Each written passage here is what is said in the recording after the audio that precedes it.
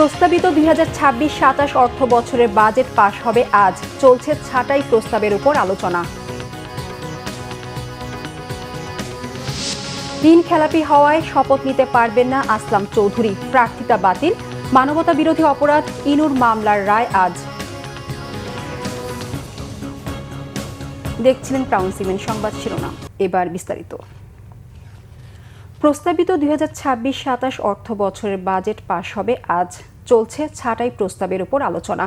ছাঁটাই প্রস্তাবের আলোচনায় অংশ নিচ্ছেন সরকার ও বিরোধী দলের এমপিরা। এর আগে গতকাল 64টি সংশোধনী সহ সংসদে পাশ হয়েছে 2026 সালের অর্থ বিল। এ বিলে করমুক্ত আয়সীমা বাড়িয়ে 4 লাখ টাকা করা এবং ব্যাংকে হিসেব খুলতে টিআইএন ব্যবহারের বাধ্যবাধকতা তুলে দেওয়া হয়েছে। প্রত্যাহার করা হয়েছে কালো টাকা সাদা করার বিধান। চূড়ান্ত এ বিল দিয়েই 9,38,000 কোটি টাকার বাজেট বাস্তবায়নে আশাবাদী অর্থমন্ত্রী জানান, 2026 সালের মে মাস পর্যন্ত দেশে বিদেশে প্রায় 72,000 কোটি টাকার সম্পদ জব্দ বা ফ্রিজ করা হয়েছে।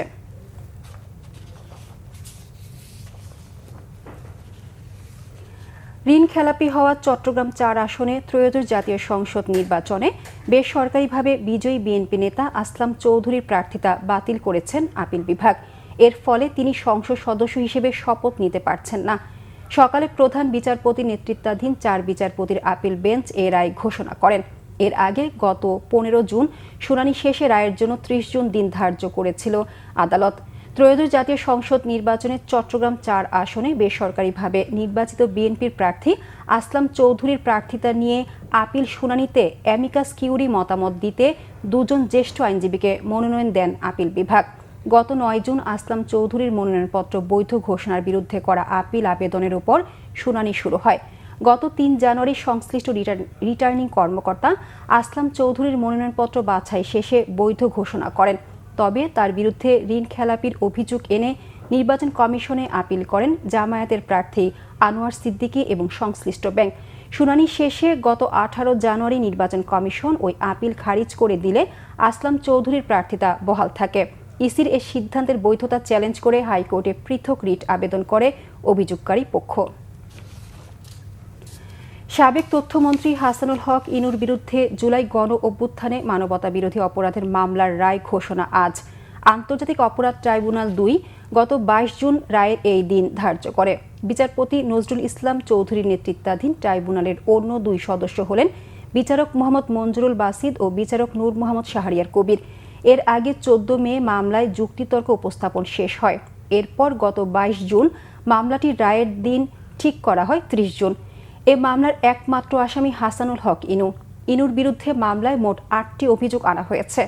এর মধ্যে নিজে নির্বাচনী এলাকা কুষ্টিয়ায় 6 জনকে হত্যা সহ আন্দোলনকারীদের উপর হামলায় উস্কানি দেওয়া, শেখ হাসিনার সঙ্গে থেকে আন্দোলনকারীদের দমনে গুলির নির্দেশ, কুষ্টিয়ার পুলিশ সুপারকে ফোনে কল করে আন্দোলনকারীদের গুলির নির্দেশ রয়েছে।